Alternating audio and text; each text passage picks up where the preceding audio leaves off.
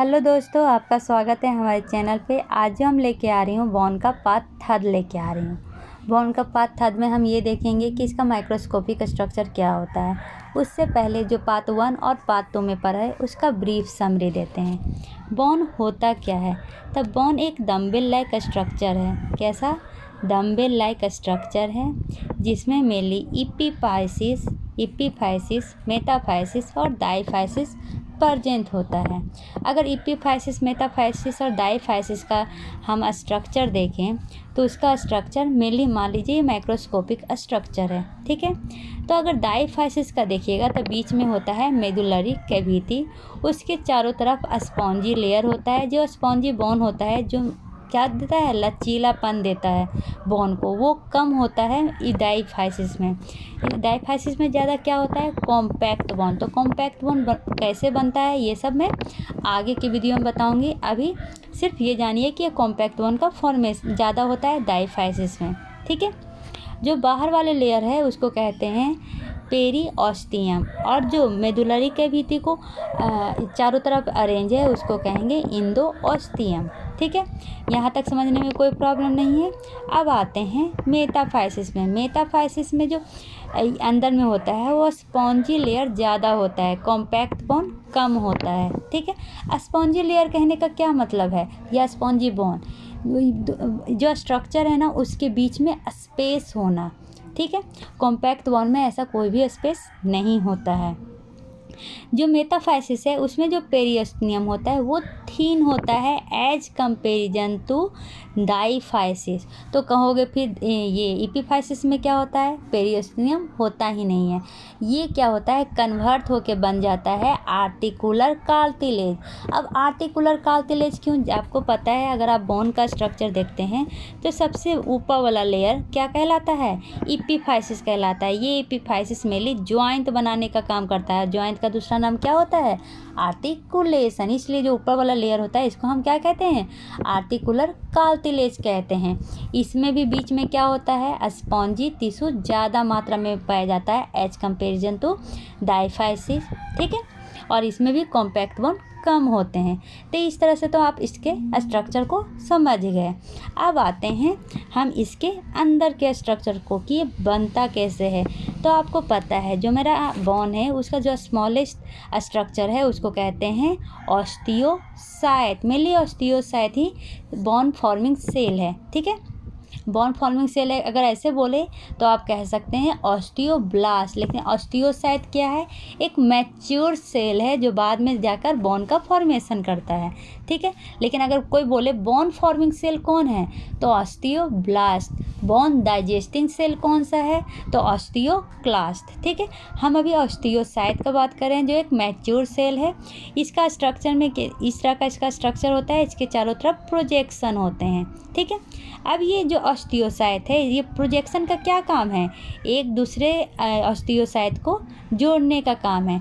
तो बहुत सारा ऑस्टियोसाइट जुड़ता है और इस तरह से स्ट्रक्चर बनाता है। किस तरह का, सर्कुलर स्ट्रक्चर बनाता है। इस सर्कुलर स्ट्रक्चर को ही लैमेली बोलते हैं। क्या बोलते हैं, लैमेली। अब क्या है, बहुत सारे जो ऑस्टियोसाइट हैं इस स्ट्रक्चर में ऐसे कंसेंट्रिक फॉर्म में अरेंज हो जाते हैं।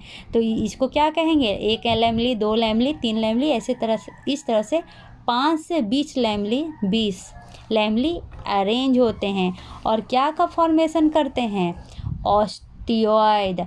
अब 2 टर्म आपको पढ़ने के लिए आएगा, ऑस्टियोइड और ऑस्टियोन। अब ये दोनों में क्या डिफरेंस है, ठीक है। तो आते हैं, हमारा लैमेली क्या हुआ है, कंसेंट्रिक फॉर्म में अरेंज हो गया है। अब एक अभी सेल का नाम बताए थे जिसको कहते हैं ऑस्टियोब्लास्ट। यही बोन फॉर्मिंग सेल है। क्यों, क्योंकि ये कोलाजन रिलीज करता है। कोलाजन रिलीज करता है तो ये इसमें इस तरह से अरेंज हो जाता है। तो ये क्या का काम किया, स्ट्रक्चर का काम किया, फ्रेमवर्क करने का काम करता है, ठीक है। तो ये इस स्ट्रक्चर को जिसमें लैमेली प्लस कोलाजन रहता है उसी को हम ऑस्टियोइड कहते हैं। अब इसी ऑस्टियोइड में ये मतलब कि इस स्ट्रक्चर में अगर एक इनऑर्गेनिक सब्सटेंस आके जुड़ जाए जिसका क्या नाम है, हाइड्रोक्सी एपेटाइट। तो ये हाइड्रोक्सी एपेटाइट करता क्या है, तो ये बॉन्ड को मेनली स्ट्रॉन्गनेस या हार्डनेस देने का काम करता है। तो इसी को हम क्या कहते हैं, ऑस्टियोन कहते हैं। मतलब कि जब ये हाइड्रोक्सी एपेटाइट आकर अरेंज हो जाएगा कोलाजन फाइबर में, तो इसको हम क्या कहते हैं, बॉन्ड का मिनरलाइजेशन हो जाना। तो मिनरलाइजेशन हो जाने के बाद इस स्ट्रक्चर को हम क्या कहेंगे, ऑस्टियोन कहेंगे। और मिनरलाइजेशन के पहले के स्ट्रक्चर को हम क्या कहेंगे, तो उसको ऑस्टियोइड कहेंगे, क्योंकि उसमें हमारा हाइड्रोक्सी एपेटाइट नहीं रहता है। यहाँ तक समझने में कोई भी प्रॉब्लम नहीं हुआ होगा। अब देखते हैं इसमें मेनली दो तरह का कैनाल प्रेजेंट होता है। जो बीच, जैसे कि आप देखें कि लैमेली इस तरह से अरेंज हो गया, ठीक है। अब इसमें क्या है, हाइड्रोक्सी एपेटाइट कोलाजन ऐसे आके अरेंज हो गया, लेकिन बीच में क्या है, थोड़ा सा स्पेस खाली है। इस स्पेस को हम क्या कहते हैं, सेंट्रल कैनाल कहते हैं। क्या कहते हैं, सेंट्रल कैनाल, या इसका दूसरा नाम हर्वेशियन कैनाल भी है। ये एक दूसरे से पैरेलल फॉर्म में अरेंज होता है। देखिए यहाँ पर देख रहे होंगे पैरेलल फॉर्म में अरेंज है। लेकिन एक और कैनाल इसमें होता है कि जैसे कि ये क्या है, ऑस्टियोइड है। देखिए मिनरलाइजेशन होया हुआ है, मिनरलाइजेशन होया हुआ है, तो ये क्या हो जाएगा, ऑस्टियोन हो जाएगा। इन दोनों में जो बीच में हर्वेशियन कैनाल है, ये एक दूसरे से एक जुड़ रहे हैं एक कैनाल के थ्रू। इस कैनाल को हम हॉरिजेंटल कैनाल या परफोलेटिंग कैनाल या वोल्कमैन कैनाल भी कहते हैं, ठीक है। यहाँ तक समझने में कोई प्रॉब्लम नहीं है। इसी कैनाल में mainly blood vessels, nerve, artery आते हैं, इसी कैनाल के थ्रू आते हैं, तो न्यूट्रिएंट मिलता है हमारे ओस्टियोसाइट को। यहाँ तक समझने में कोई प्रॉब्लम नहीं हुआ होगा। अब देखिए हमारे जो ये स्ट्रक्चर है, इसमें मेनली 3 तरह का लैमेली पाया जाता है। एक लैमेली, देखिए लैमेली होता क्या है, कोई भी नहीं, सर्कुलर स्ट्रक्चर। अब ये सर्कुलर स्ट्रक्चर क्या होता है, तो जो हमारा ओस्टियोसाइट है वो इस तरह से अरेंज हो जाएगा, तो इसी को क्या कहते हैं, लैमेली कहते हैं। तो कहीं पर भी जो लैमेली है वो कितना पाया जाता है, देखिए इस यहाँ पर सर्कुलर फैशन में जो अरेंज है इसको कहेंगे इनर सरकमफेरेंस लैमेली। देखिए दो ऑस्टियोन के बीच में जो लैमेली है इसको हम कहेंगे इंटरस्टिशियल लैमेली। पेरिस्टोनियम के नीचे एक और सर्कुलर फॉर्म में अरेंज है, उसको कौन सा लैमेली कहेंगे, आउटर सरकमफेरेंस लैमेली कहेंगे। तो यहाँ तक आपको समझने में कोई भी प्रॉब्लम नहीं हुआ होगा। चलिए अब चलते हैं आज के स्ट्रक्चर में। चलिए अब लेते हैं क्रॉस सेक्शन ऑफ किसका, डायफाइसिस, ठीक है। ये डायफाइसिस 1 है, अभी थोड़ी देर पहले बताया था। इसका क्रॉस सेक्शन लिए तो ये स्ट्रक्चर आता है, ठीक है। ऊपर वाला लेयर को हमने क्या बताया था, पेरीओस्टियम, नीचे वाले लेयर को इंडोओस्टियम। ये जो पेरीओस्टियम है ना, इसके अंदर भी 2 लेयर होता है। एक ऊपर वाला लेयर जिसको डेंस इरेगुलर कनेक्टिव टिश्यू कहते हैं, और इसमें ये जो स्टार लाइक स्ट्रक्चर है इसको फाइब्रोब्लास्ट कहते हैं। और जो इनर वाला लेयर है इसको, ये वाला इनर वाला लेयर है इसको ओस्टियोप्रोजेनेटर सेल कहते हैं। क्या, ओस्टियोप्रोजेनेटर सेल, ठीक है। इसका क्या काम है सब डिस्कशन करेंगे, अभी सिर्फ देख लीजिए। क्या देखें हम, पेरिओस्टियम में 2 लेयर प्रेजेंट होता है। ऊपर वाला लेयर को डेंस इरेगुलर कनेक्टिव टिश्यू कहते हैं जिसमें फाइब्रोब्लास्ट प्रेजेंट होता है। नीचे वाला लेयर को क्या कहते हैं, ओस्टियोप्रोजेनेटर सेल कहते हैं, ठीक है। यहाँ तक समझने में कोई प्रॉब्लम नहीं है, ठीक है। चलिए अब आगे बढ़ते हैं। ये जो हमारा आउटर लेयर है जिसको पेरिओस्टियम कहा गया है, ये मेनली 2 चीज़ से बना हुआ था। पहला, डेंस इरेगुलर कनेक्टिव टिश्यू, इसको फाइब्रस लेयर भी कहा जाता है। क्यों, क्योंकि इस पर फाइब्रोब्लास्ट प्रेजेंट था, अभी दिखाए थे ना, स्टार लाइक स्ट्रक्चर प्रेजेंट था जिसको फाइब्रोब्लास्ट कहते हैं, इसलिए इस लेयर को फाइब्रस लेयर भी कहते हैं, ठीक है। ये काम क्या करता है, तो ये कनेक्टिव टिश्यू को मेंटेन करता है। अब जो इनर वाला लेयर था, अभी बताए थे ना, क्या, ऑथर था जिसको क्या कहते हैं, डेंस इरेगुलर कनेक्टिव टिश्यू, उसके नीचे एक लेयर था उसको कहते ऑस्टियोप्रोजेनेटर सेल। ये जो ऑस्टियोप्रोजेनेटर सेल है वो बाद में 2 पार्ट में डिवाइड होता है, मतलब इसका 2 डेरिवेटिव होते हैं, या तो ये कॉन्ड्रोब्लास्ट बनाएगा या ऑस्टियोब्लास्ट। तो कॉन्ड्रोब्लास्ट और ऑस्टियोब्लास्ट क्या काम करता है, जैसे कि बताती हूँ। एक ये बोन है, ठीक है, मान लीजिए कि यहाँ पे रप्चर कर गया है, तो यहाँ पर क्या होगा, सबसे पहले कार्टिलेज आएंगे, ठीक है। तो कॉन्ड्रोब्लास्ट क्या करता है, कार्टिलेज को सेक्रेट करता है, यहाँ पे कार्टिलेज आ गए। अब ऑस्टियोब्लास्ट क्या करता है, यहाँ पर कोलाजन लाता है, कोलाजन मिली कौन सा कोलाजन लाता है, तो ये टाइप 1 कोलाजन लाता है। तो याद करने का तरीका कौन सा है, देखिए आप बोन का नेम देखिए, बोन ONE, तो इसमें ONE से आप याद रख सकते हैं कि बोन में कौन सा टाइप ऑफ कोलाजन प्रेजेंट होता है, टाइप 1 टाइप का होता है, ठीक है। तो जो हमारा ऑस्टियोप्रोजेनेटर सेल है ना, वो 2 तरह का सेल रिलीज करता है, एक का नाम है कॉन्ड्रोब्लास्ट, एक का नाम है ऑस्टियोब्लास्ट। कॉन्ड्रोब्लास्ट क्या करता है, कार्टिलेज को सेक्रेट करता है, ऑस्टियोब्लास्ट क्या करता है, कोलाजन फाइबर को सेक्रेट करता है। अब ये कोलाजन फाइबर का क्या काम है, तो अगर आपने मेरा पिछला वीडियो देखे होंगे तो आपको पूरी तरह समझ में आया होगा, लेकिन नहीं देखे तो भी मैं बता रही हूँ। कोलाजन फाइबर मेनली मिनरलाइजेशन का काम करता है, मतलब इसमें कोलाजन फाइबर जो है वो टेंजेंशियली अरेंज होता है, इसमें आकर हमारा जो हाइड्रोक्सी एपेटाइट है वो इसमें आकर अरेंज हो जाता है। हाइड्रोक्सी एपेटाइट क्या है, एक इनऑर्गेनिक सब्सटेंस है जो मेनली सॉलिड इन नेचर होता है। ये क्या करता है, बोन को क्या करता है, हार्डनेस देता है। तो यहाँ तक आपको समझने में कोई भी प्रॉब्लम नहीं है, ठीक है। इसलिए जो सेकेंड वाला लेयर था उसको ऑस्टियोजेनिक लेयर भी कहते हैं, या इसको कैम्बियम लेयर कहते हैं। कैम्बियम लेयर क्यों कहते हैं, क्योंकि ये लेयर क्या करता है, इसके थिकनेस को, बोन के थिकनेस को क्या करता है, इंक्रीज करने में हेल्प करता है। क्यों, ये कार्टिलेज को रिलीज करेगा, ऑस्टियोब्लास्ट क्या करेगा, कोलेजन को रिलीज करेगा, और इससे क्या होगा, बोन का थिकनेस बढ़ेगा। और अगर बोन का थिकनेस बढ़ता है तो पैर में इसको क्या कहा जाता है, कैम्बियम कहा गया है, इसलिए इस लेयर को कैम्बियम लेयर भी कहा जाता है, ठीक है। यहाँ तक समझने में कोई प्रॉब्लम नहीं है। चलिए अब इसका फंक्शन देखते हैं। जो हमारा पेरिओस्टेनियम था ना, उसका फंक्शन क्या है। पहला तो ये बोन को प्रोटेक्शन करता है, क्योंकि ये ऊपर वाला लाइनिंग है तो बोन को प्रोटेक्ट करेगा। दूसरा, ये अटैचमेंट साइट है किसके लिए, मसल, टेंडन और लिगामेंट में, ठीक है। तीसरा, ये क्या करता है, बोन फ्रैक्चर में हेल्प करता है, ये रिपेयर का काम करता है। अभी अगर मैंने बताया जैसे कि यहाँ पे मान लीजिए बोन फ्रैक्चर हो गया, तो जो ऑस्टियोप्रोजेनेटर लेयर है वो क्या करेगा, पहले कॉन्ड्रोसाइट को रिलीज करेगा और यहाँ पर कार्टिलेज को ले आएगा। मान लीजिए हमारा कार्टिलेज ले आया है, तो इसको धीरे धीरे बोन बनाने के लिए क्या करना होगा, ऑस्टियोब्लास्ट, जो इसका दूसरा सेल था ऑस्टियोब्लास्ट क्या करेगा, कोलाजन रिलीज करेगा। कोलाजन क्या होता है, टेंजेंशियली अरेंज हो जाता है और इसी में हमारा हाइड्रोक्सी एपेटाइट आकर बैठ जाता है, जिसके कारण बोन क्या हो जाते हैं, हार्ड हो जाते हैं। ये हाइड्रोक्सी एपेटाइट क्या है, कैसे है, सब बताऊंगी, टेंशन नहीं लीजिए, ठीक है। तो इस तरह ये फ्रैक्चर के रिपेयर में भी हेल्प करता है। और चौथा फंक्शन क्या है, ये न्यूरिशमेंट प्रोवाइड करता है। यहाँ तक समझ, चूँकि इसमें कनेक्टिव टिश्यू है तो कनेक्टिव टिश्यू क्या होता है, कनेक्टिव टिश्यू ही मेन न्यूरिशमेंट प्रोवाइड करने में हेल्प करता है। अब इनर लेयर, अभी बताए थे, इनर लेयर को हम क्या कहते हैं, इंडोऑस्टियम कहते हैं। इंडोऑस्टियम में होता क्या है, तो ये भी एक डेंस इरेगुलर कनेक्टिव टिश्यू है। रुकिए आपको दिखाती हूँ पिक्चर, देखिए ये हमारा क्या था, इनर लेयर है। इसको क्या कहा गया है, इस पार्ट को हम कहते हैं इंडोऑस्टियम। इसमें भी dense irregular connective tissue present होता है। इसमें ये जो सेल बना हुआ है इसको कहते हैं ऑस्टियोब्लास्ट सेल।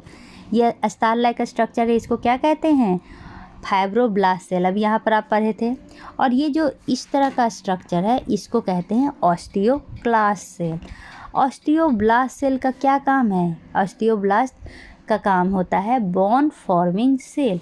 ऑस्टियोक्लास्ट का क्या काम होता है, बॉन डिग्रेडिंग सेल। मान लीजिए कि आपका ये बॉन है, यहाँ पर ये वाला पाथ खराब हो गया है, तो इस पाथ को हटाने का काम कौन करेगा? ऑस्टियोक्लास्ट। उसका जब वो पाथ हट जाएगा तो वहाँ पर दोबारा बॉन रिपेयरिंग का काम कौन करेगा? ऑस्टियोब्लास्ट। कैसे करेगा? तो एक स्मॉलेस्ट सेल होता है जिसको क्या कहते हैं? ऑस्टियोक्लास्ट, जो मैच्योर होता है और फॉर्मेशन करता है बॉन का। ये आप मेरे पिछले वीडियो में स्टार्टिंग पार्ट 1 में देखिएगा तो आपको समझ में आ जाएगा। ठीक है, यहाँ तक समझ में आ गया कि इनर लेयर कैसा होता है। तो इनर लेयर का दूसरा नाम इंडोस्टियम है। इसमें क्या क्या प्रेजेंट होता है? Osteoblast, fibroblast cell, osteoclast cell और डेंस इरेगुलर कनेक्टिव टिश्यू। ठीक है, अब इसमें आगे बढ़ते हैं। ये जो ऑस्टियोब्लास्ट सेल है ना, ये सेक्रिएट करता है दो तरह का चीज़। एक होता है कोलाजिनस प्रोटीन, एक होता है नॉन कोलाजिनस प्रोटीन। कोलाजिन के बारे में तो बता दिए, कौन सा कोलाजिन रिलीज करता है, तो इसका कोड है बॉन। टाइप 1 का ये कोलाजिन रिलीज करता है। ठीक है, तो निमोनिक्स याद करने में कोई प्रॉब्लम नहीं है। दूसरा है ये नॉन कोलाजिनस प्रोटीन भी रिलीज करता है। उसमें एक है ऑस्टियोनेक्टिन और दूसरा है ऑस्टियोकैल्सिन। प्रॉब्लम टेंशन नहीं लीजिए, सबका फंक्शन नीचे बताया जाएगा। याद कर लीजिए, दो तरह का नॉन कोलाजन प्रोटीन होता है, एक है ऑस्टियोनेक्टिन और दूसरा है ऑस्टियोकैल्सिन। ठीक है, अभी जो कोलाजन फाइबर है अभी बताया, ये फ्रेमवर्क देने का काम करता है। ठीक है, तो ये फाइबर अरेंज कैसे होता है? तो जैसे कि आपको पता है ऑस्टियोन के बारे में पहले ही बताया था। ऑस्टियोन कैसे अरेंज होता है? पैरेलल अरेंज होता है। ठीक है, इसमें जो हमारा कोलाजन है वो टेंजेंशियली आके ऐसे अरेंज होगा। तो अगर कोई पूछेगा कोलाजन हमारा कैसे अरेंज होता है, तो टेंजेंशियली। ठीक है, अब इसी टेंजेंशियली में हमारा क्या है? हाइड्रोक्सी एपेटाइट आके ऐसे अरेंज हो जाता है और बॉन्ड को हार्डनेस प्रोवाइड करता है। ठीक है, अब जो अनमिनरलाइज्ड बॉन्ड है, देखिए आपको क्या बताए थे, अनमिनरलाइज्ड बॉन्ड क्या होता है और मिनरलाइज्ड बॉन्ड क्या होता है। तो सिंपल सा है, हमारा ऑस्टियोक्लास्ट क्या करता है? लैमेली का फॉर्मेशन करता है। ठीक है, पिक्चर आपको दिखाते हो, पिक्चर से ज़्यादा समझ में आएगा। देखिए, ये हमारा ऑस्टियोसाइट क्या किया? ये एक दूसरे से जुड़कर क्या का फॉर्मेशन किया? लैमेली का फॉर्मेशन किया। अब ये लैमेली क्या हो गया? अब इसमें जो ऑस्टियोब्लास्ट सेल है वो कोलाजन फाइबर रिलीज किया। ठीक है, कोलाजन फाइबर रिलीज किया और लैकूना का फॉर्मेशन किया। ये लैकूना बन गया। जो हमारा ऑस्टियोसाइट सेल था वो लैकूना बन गया। क्यों? क्योंकि कोलाजन के अंदर फंस गया है। और इसका जो ये प्रोजेनेटर है ये केनालिकुली बन गया था। ये पहला वीडियो में आपको डिस्कस कर लिया गया। अगर आपको ये समझ में नहीं आ रहा है तो पहला वीडियो में जाके देख सकते हैं। ठीक है, अब क्या होता है, यही स्ट्रक्चर को अनमिनरलाइज्ड बॉन्ड कहते हैं। मतलब कि जब तक इस कोलाजन में हाइड्रोक्सी एपेटाइट आके नहीं जुड़ जाए तब तक इस बॉन्ड को क्या कहते हैं? अनमिनरलाइज्ड बॉन्ड।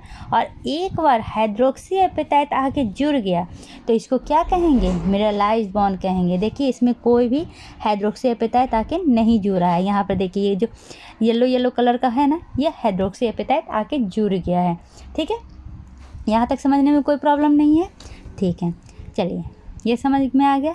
अनमिनरलाइज्ड बॉन्ड को क्या कहते हैं? ऑस्टियोइड कहते हैं।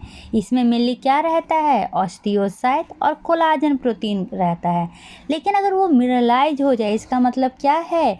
हाइड्रोक्सी एपेटाइट उसमें आके जुड़ गया है। इसमें कुछ समझने में आप कोई प्रॉब्लम नहीं है। अगर कोई पूछेगा कि मिनरलाइज्ड बॉन्ड क्या होता है, तो ऑस्टियोसाइट अरेंज हुआ है सिलेंड्रिकली, उसमें कोलाजन फाइबर आके क्या किया है? टेंजेंशियली अरेंज हुआ है, तो इसको कहेंगे अनमिनरलाइज्ड बॉन्ड। लेकिन अगर इसमें हाइड्रोक्सी एपेटाइट आके जुड़ गया तो इसको कहेंगे मिनरलाइज्ड बॉन्ड। और मिनरलाइज्ड बॉन्ड को ही हम दूसरा नाम कैल्सिफिकेशन कहते हैं। कैल्सिफिकेशन मतलब क्या होता है कि बोन को मजबूती देना या कैल्शियम का एडिशन करना। सब आ रहा है, कैल्शियम भी आएगा, टेंशन मत लीजिए। ठीक है, अब देखिए क्या है, ये जो fibrous layer of the bone है वो कंटेन होता है इरेगुलर डेंस कनेक्टिव टिश्यू का, अभी बताए थे। ठीक है, अब इसमें क्या होता है, जो हमारा कोलाजन प्रोटीन है वो परफोरेट करता है और परफोरेशन के बाद वो क्या करेगा? उसके चारों तरफ अरेंज हो जाएगा और उसको क्या कहते हैं? शार्पे फाइबर या परफोरेटिंग फाइबर। ठीक है, ये समझने में कोई प्रॉब्लम नहीं है। चलिए अब आगे बढ़ते हैं। देखिए, अब क्या कह रहा है, ऑस्टियोब्लास्ट सेल को क्या कहा जाता है, बोन फॉर्मिंग सेल कहा जाता है। कैल्सिफिकेशन किसको कहा जाता है, जब डिपोजिशन हो जाता है हाइड्रोक्सी एपेटाइट का with in the framework of collagen. यहाँ तक समझने में कोई प्रॉब्लम नहीं है। चलिए अब देखिए हम आते हैं हमारा हाइड्रोक्सी एपेटाइट पे। हाइड्रोक्सी एपेटाइट क्या था, hydroxyapatite mainly calcium phosphate से मिलके बना होता है। देखिए यहाँ पे लिखा हुआ है हाइड्रोक्सी एपेटाइट क्या क्या से बना होता है, कैल्शियम फॉस्फेट और H2O से बना होता है। ठीक है, तो ये कैल्शियम फॉस्फेट और H2O आपस में मिलके कैल्शियम हाइड्रोक्साइड और H3PO4 का फॉर्मेशन करते हैं। ठीक है, तो इस स्ट्रक्चर को ही ये बाद में ये वाला स्ट्रक्चर बनता है, कैल्शियम 10 फॉस्फेट 6 और OH2। यही होता है हाइड्रोक्सी एपेटाइट का फॉर्मूला। अगर कुछ पूछेगा कि हाइड्रोक्सी एपेटाइट क्या क्या का बना होता है, तो कैल्शियम फॉस्फेट और हाइड्रोक्सी ग्रुप का। ठीक है, इसलिए तो हम कहते हैं ना कि जो हमारा बॉन्ड है उसमें कैल्शियम और फॉस्फेट दोनों होता है, दोनों ज़रूरी होता है, लेकिन ज़्यादा जो हार्डनेस प्रोवाइड करता है वो कैल्शियम प्रोवाइड करता है। ठीक है, इसलिए हाइड्रोक्सी एपेटाइट के जुड़ने के बाद हमारा बॉन्ड क्या हो जाता है, स्ट्रॉन्ग हो जाता है, क्योंकि ये एक सॉलिड क्रिस्टल है। कैसा है, सॉलिड क्रिस्टल लाइक स्ट्रक्चर है। अब देखिए इसमें जो कैल्शियम होता है ना वो बहुत ही ज़्यादा रिएक्टिव होता है। ठीक है, वो क्या करता है, वो दूसरे बॉन्ड से रिएक्शन करने के लिए हमेशा रेडी होता है। रिएक्टिव करने का क्या मतलब है, इधर उधर भागना। ठीक है, तो अगर इधर उधर भागेगा तो हमारा बॉन्ड तो कमज़ोर हो जाएगा। तो उस कैल्शियम को अपने जगह पे रखने के लिए जो प्रोटीन होता है उसी को कहते हैं ऑस्टियोकैल्सिन। बताए थे ना स्टार्टिंग में कि नॉन कोलाजिनस पाथ जो रिलीज करता है ऑस्टियोब्लास्ट, उसमें दो था, ऑस्टियोनेक्टिन ऑस्टियोकैल्सिन। ऑस्टियोकैल्सिन नाम से ही देखिए कैल्सिन मतलब कि कैल्शियम को अपने जगह पे रखता है। ठीक है, यहाँ तक को समझने में कोई प्रॉब्लम नहीं है। अगर आप सोचिएगा कैसे, तो कैल्शियम में +2 मतलब पॉजिटिव चार्ज होता है और जो हमारा ऑस्टियोकैल्सिन है वो निगेटिव चार्ज होता है। तो आपको पता है पॉजिटिव निगेटिव एक दूसरे को अट्रैक्ट करता है। तो इस तरह कैल्शियम को अपने पोजीशन पे रखने के लिए कौन सा प्रोटीन काम करता है, ऑस्टियोकैल्सिन। यहाँ तक समझने में कोई प्रॉब्लम नहीं है। अब एक और आपने प्रोटीन देखा था ऑस्टियोनेक्टिन।